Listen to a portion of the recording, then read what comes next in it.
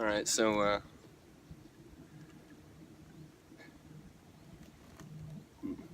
today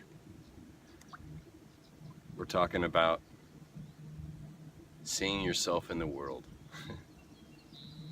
When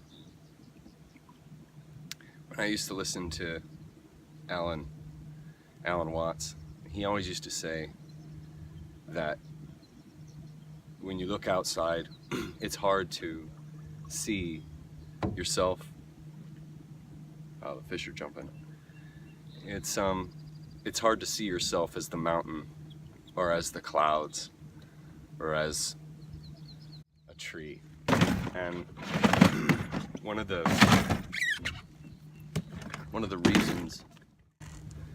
reasons why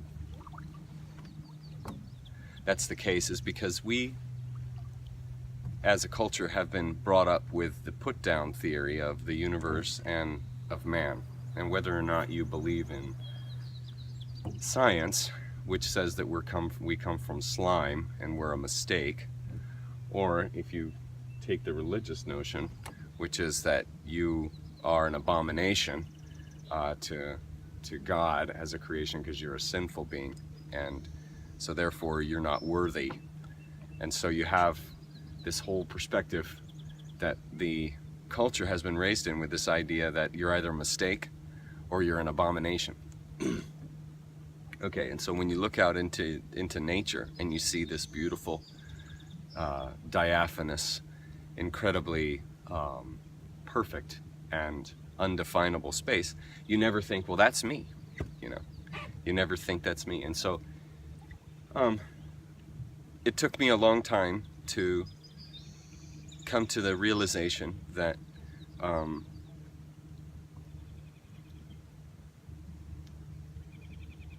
it's not the idea that you are a cloud. It's the idea, or a tree. It's the idea that fundamentally,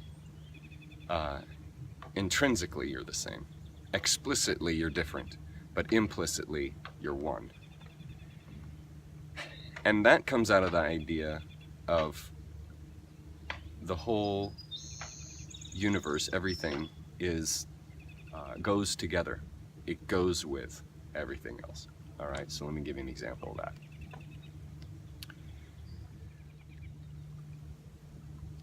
When you think of north, the North Pole, you know that there's also a South Pole, and without the South Pole, you couldn't have a North Pole. And so these two things are implicitly one. There was a strike.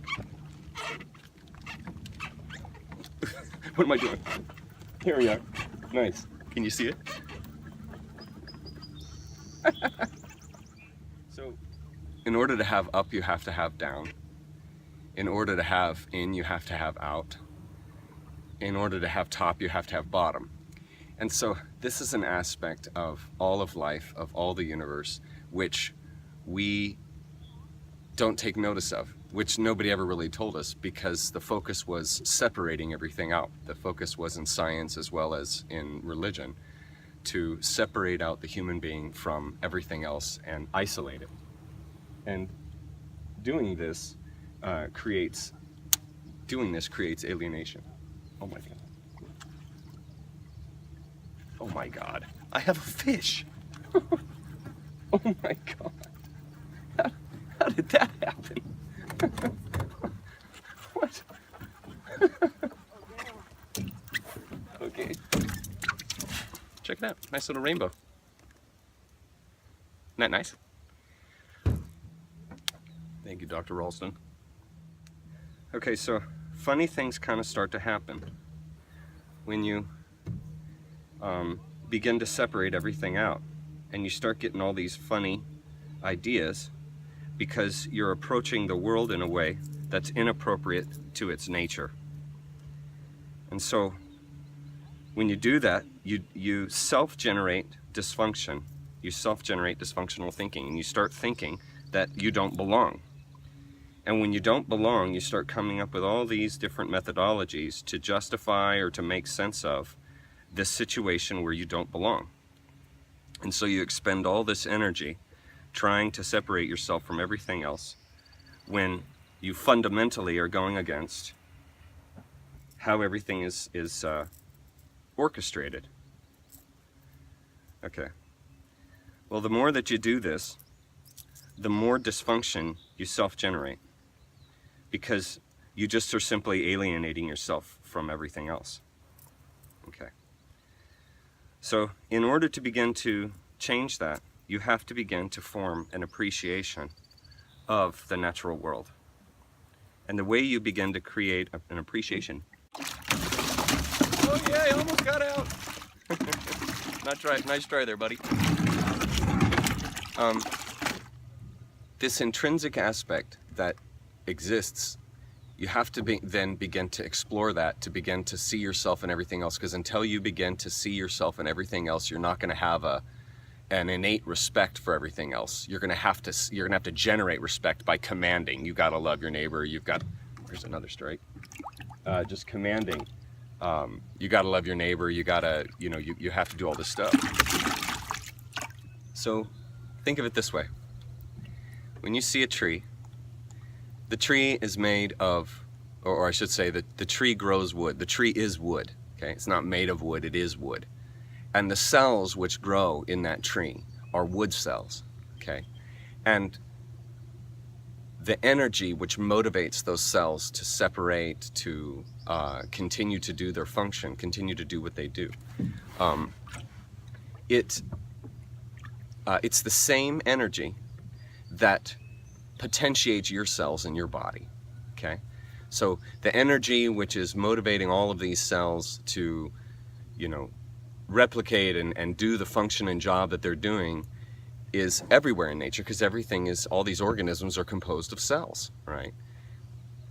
And so then you can see how you are implicitly one with everything else when you realize that the motivating factor, the potentiating factor in everything is the same as you, is the same as what's in you.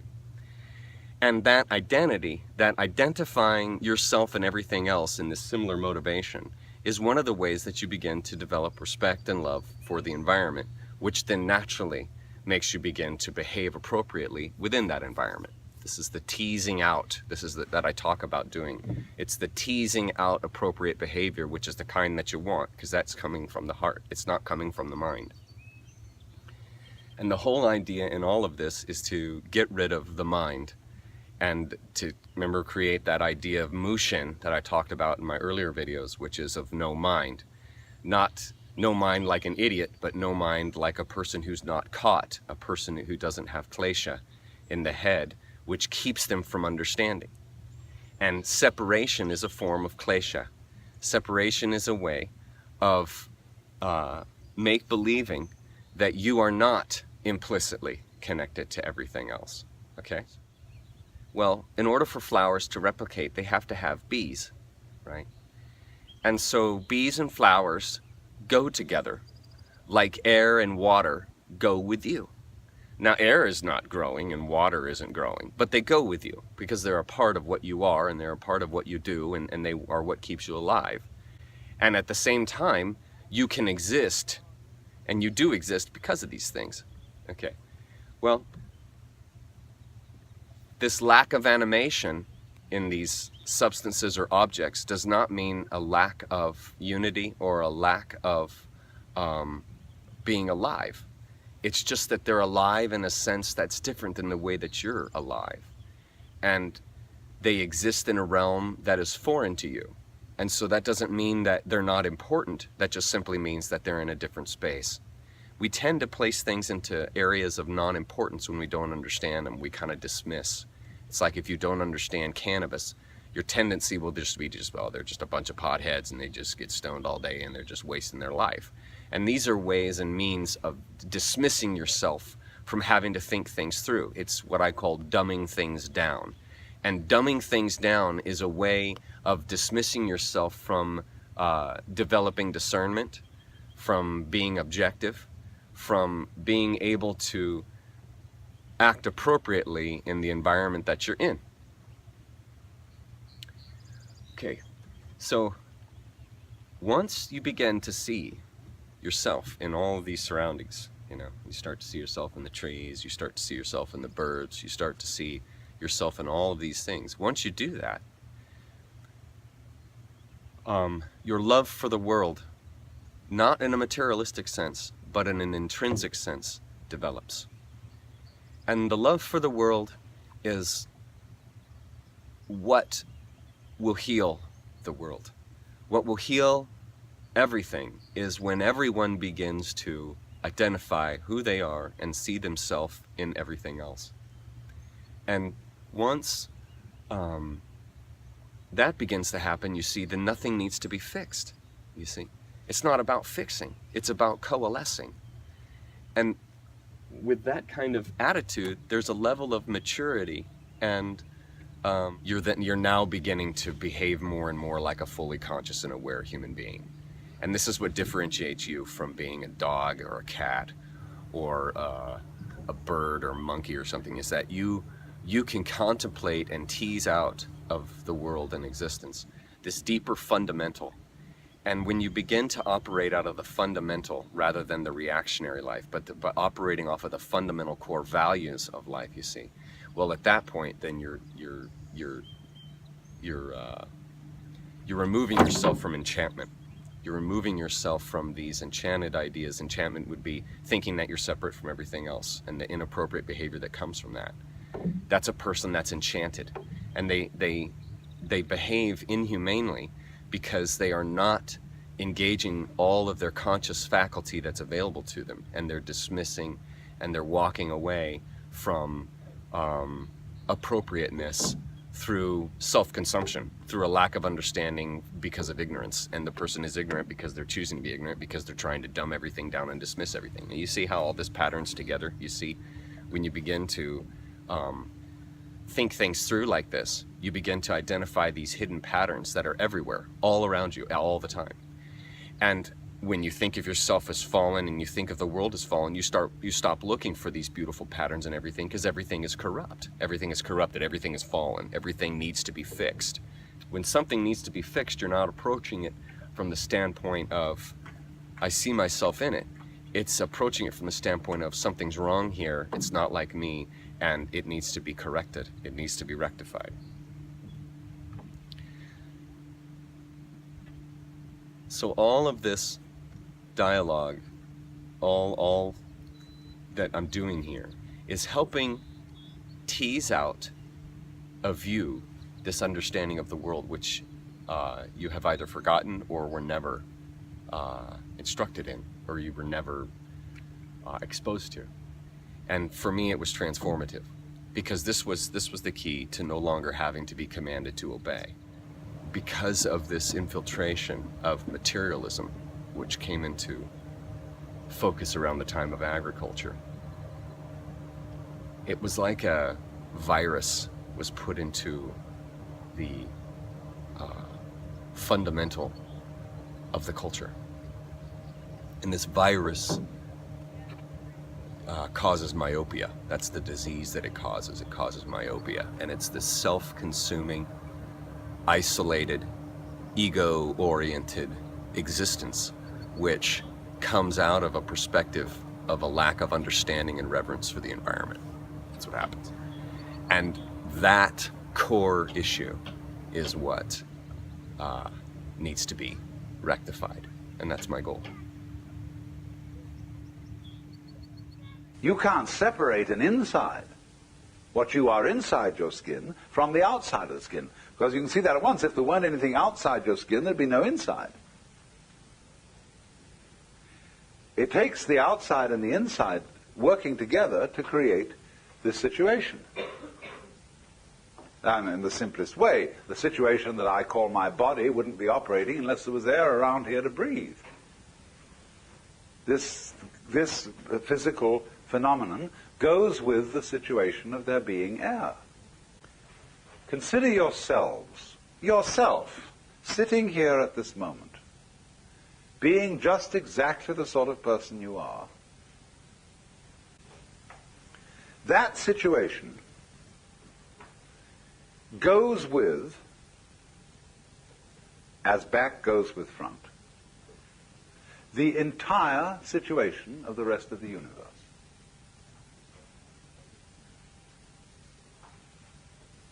In other words, you as you are, exactly the way you are, and you really don't know what that is.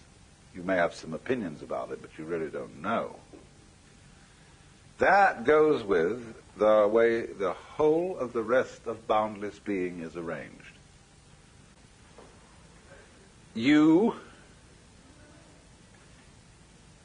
are like a dewdrop on a multidimensional spider's web early in the morning. And if you look at that thing carefully, you will see that in every dewdrop there's the reflections of all the other dewdrops. So the way that dewdrop looks goes with the way all the other ones look. See? The particular glimmer in it and so on. Its peculiar position, and everybody has to have a peculiar position in the cosmos. So you see, the reflections in every one of them are different according to the position they're in and the other dewdrops that they reflect at such and such angles. But nevertheless, the whole network, all the dewdrops, depend on each individual dewdrop. And each individual dewdrop mutually depends on all the others. And that's the sort of a scheme we're living in. And it a little bit affronts our logic at first, because we say, I can understand that I depend on this universe, because after all I need sunlight and air and water and the help of the society and all that kind of thing. I needed a father and mother. But looking at it from the other point of view, I find it very difficult to see how the whole thing depends on me. That's because we've been brought up with a put-down theory of the individual. See? So we always managed not to find out that the relationship of the network is mutual. It runs both ways. That it depends on you just as much as you depend on it. Because you see, it's you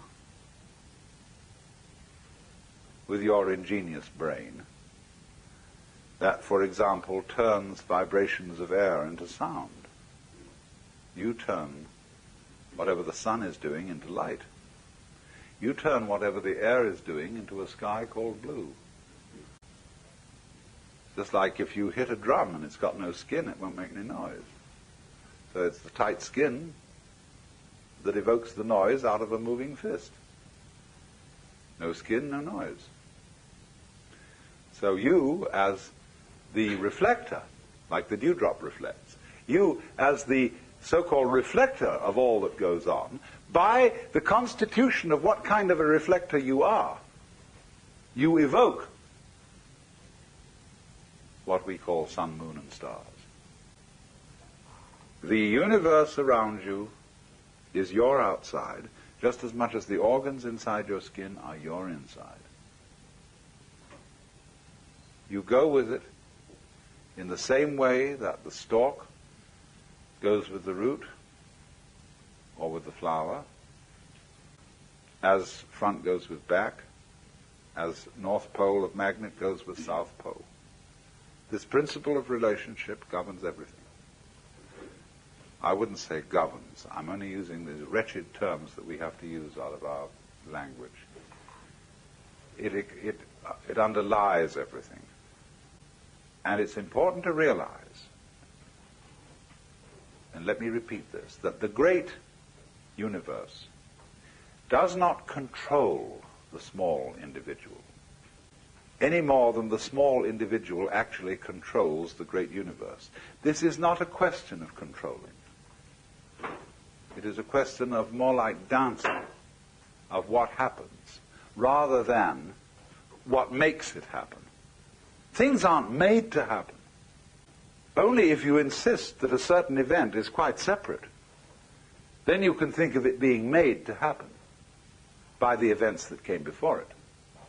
But if you realize they're all parts of one event, or different aspects, different phases of one event, then you see it happening and you don't see anything making it happen. Forcing. That whole idea of things being made to happen, in other words, goes back to the idea of a universe that is based on a monarchical image, where the boss says, damn it, you do that, and the thing can't help it, and so it's made to happen. But say in Chinese Taoist philosophy, the universe is just not seen in that way. It's not seen as anything is not made to happen. It is what does happen.